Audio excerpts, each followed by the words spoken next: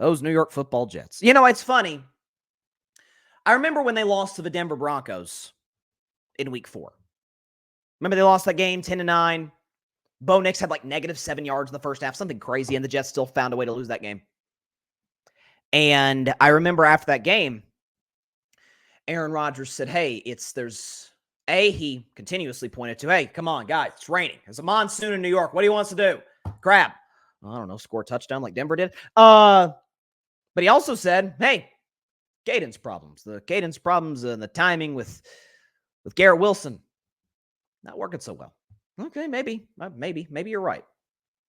Well, and then the next week, Aaron Rodgers threw not 1, not 2, but 3 interceptions, one of them being a pick 6 in a game that the New York Jets lost to the Vikings by a grand total of 6 points in London. Thought that was interesting. And Aaron Rodgers, despite what he tries to gaslight some folks on, calls Woody Johnson, or he and Woody Johnson have a phone call that Robert Saleh's future definitely wasn't brought up. Obviously, duh. Robert Saleh's gone by Tuesday morning.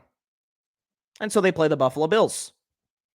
And despite getting the aid of a Hail Mary in the first half, they barely break 20. And then we need Davante Adams.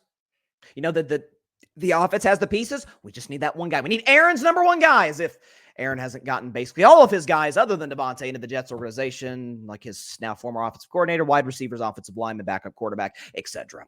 So they get Davante Adams.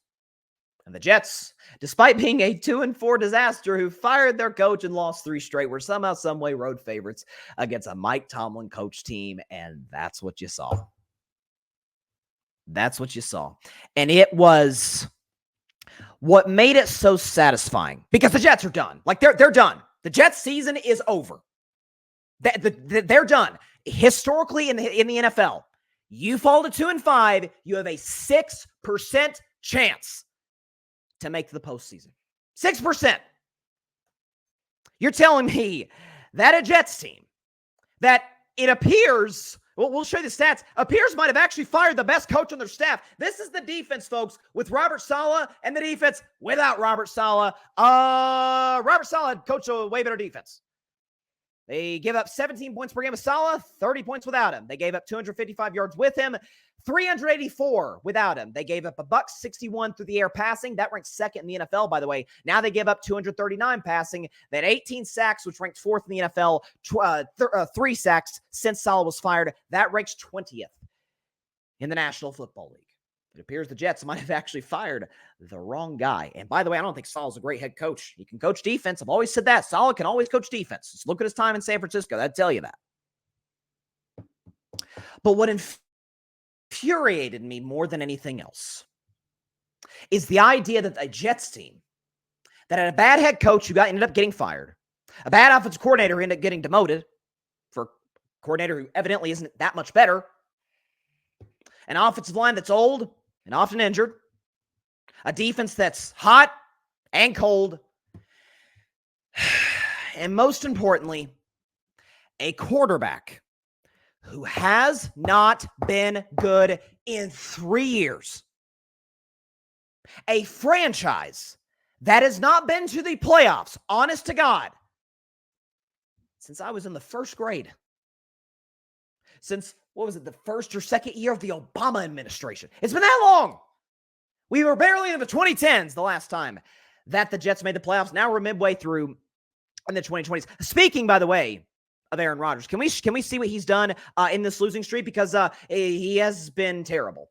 5 touchdowns, 6 picks, 259 pass yards per game, completing under 60% of his throws, a passer rating barely above 70, QBR from 0 to 100 of 45. And the Jets, ladies and gentlemen, boys and girls, are averaging 15 points per game. It's fitting that they hit on the dot in the first half and went over in the second half, 15 points. What bothers me too is because I heard, hey, Jets are 2-4, but you know what? Close loss to the Bills. As if they're not used to those. Aaron Rodgers is going to turn around. He's got Davante Adams coming in the building. Well, yeah, the problem is Davante Adams doesn't have the same quarterback that he had 3 years ago when he was arguably the best receiver in the game in 2021. Also, maybe what bothers me the most about the coverage the Jets get Because I'll admit, it's like watching a car crash. I should say entertaining. That's a bad way to put it. You can't take your eyes off of it. The Jets are an interesting mess to watch. It's like a reality show. It's like the Kardashians, for crying out loud. But when they hit adversity, and every team does, even the Chiefs, they're 6-0. Chiefs going to hit adversity. I'd argue they're hitting it right now with their offensive struggles. Every team's going to hit adversity. The idea that a franchise that hasn't gone to the playoffs since 2010 with coaching deficiencies and, frankly, a talent deficiency, with a bad owner and bad GM, that the guy to turn it around was not only a guy who was 3 years removed from being elite, 2 years removed from being okay, and 1 year removed from suffering the worst injury an athlete can suffer, a torn Achilles. That guy, who also happens to be the single worst leader at the quarterback position I've ever seen in my life, opposite side Jay Cutler. Notice last night, anytime the Jets made a mistake,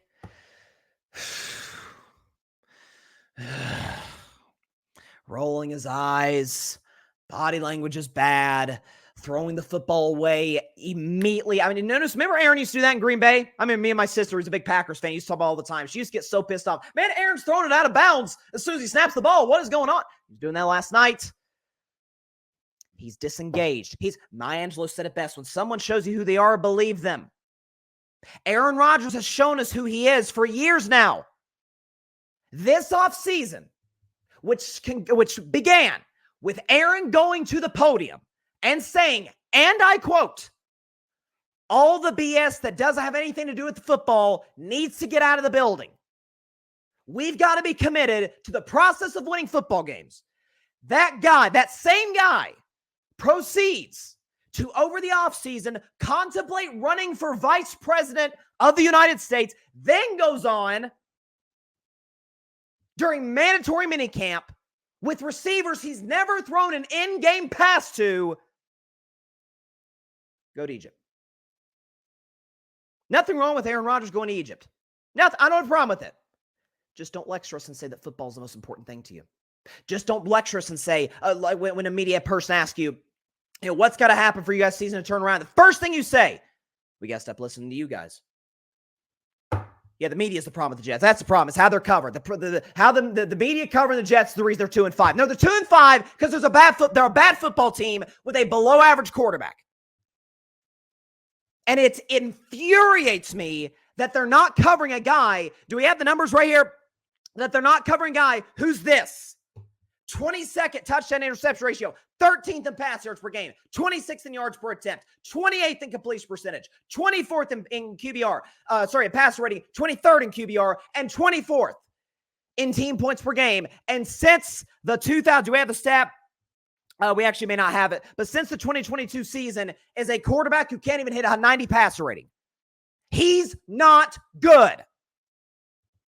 We've got to stop covering this team as if they resemble anything short of a 7-win football team, which they've been the last few years. Which, by the way, let's do our weekly comparison of this year's Jets offense versus last year's Jets offense. At this point, go. Same points per game. This year's Jets team averages more yards per game, barely more yards per play, 0.2. This Jets team turns the ball over 1 fewer than last year's Jets, but commits 11 more penalties and has 2 fewer wins than the 2023 Jets, who were quarterbacked by Zach Wilson. Aaron Rodgers has not gotten the Jets further at this point than Zach Wilson could. Well, Bryson, he could. How? How do we know that? He throws a pretty football. That's what he's been relegated to at this point in his career. And Aaron, to his credit, because God knows he is as gifted as they come, historically, he'll throw that football as pretty as anybody that's ever done it for 20, 30 years. But he's not a good player, and he's an atrocious leader. You saw by the way, you saw the comparison of organizations last night. The well-run franchise with stability that's wins first, ego second, compared to a Jets organization that handed everything as it pertains to a coach hiring, firing decisions, and personnel decisions to a guy who has an abysmal playoff record since 2011 and has not been good since the 2021 season. And that's what you get. That's what the Jets get as a result of that. I feel bad for Jets fans. That's who I feel bad for, because the fans are the ones getting screwed in all this. As far as the organization, certainly as far as Aaron, I don't feel 1 ounce of sympathy. This is a bad football team. Folks, they have just as many wins as the Jaguars and the Giants. Why aren't we covering them as such? Goodness, man. I mean, we've seen teams get off to a cold start, but such teams have had the organizational stability and structure and culture. I mean, the Detroit Lions, who we're going to talk about later in the show, right? 2 years ago, the Lions got off to like, a 1-6 start, and were a win away from making the playoffs because they had organizational structure and stability and by the way, they had, if nothing else, talented players, which the Jets do not have. I mean, Breece Hall's talented, Garrett Wilson, maybe Devontae Adams, and that's where it ends. Sauce Gardner's not healthy enough. Okay, the Jets defensive line could not get pressure against a bad Steelers O-line and Russell Wilson in the second half of that game. It is infuriating to me that we folks, I hear, this is my final point and then I'll move on. Maybe, by the way, maybe this is a good thing, what I'm about to say. I don't know. I hear more criticism for the Kansas City Chiefs, who are 6-0 and have not lost since Christmas and have won the last 2 Super Bowls. I hear more criticism for them than a Jets team who's been nothing my entire life with the quarterback who hasn't been good since 2021. Explain that. Thanks so much for watching the show on YouTube, and be sure to go click that big red subscribe button and check out the other clips and full shows from Carving It Up Live, as well as our other incredible content creators here on the Grid Network.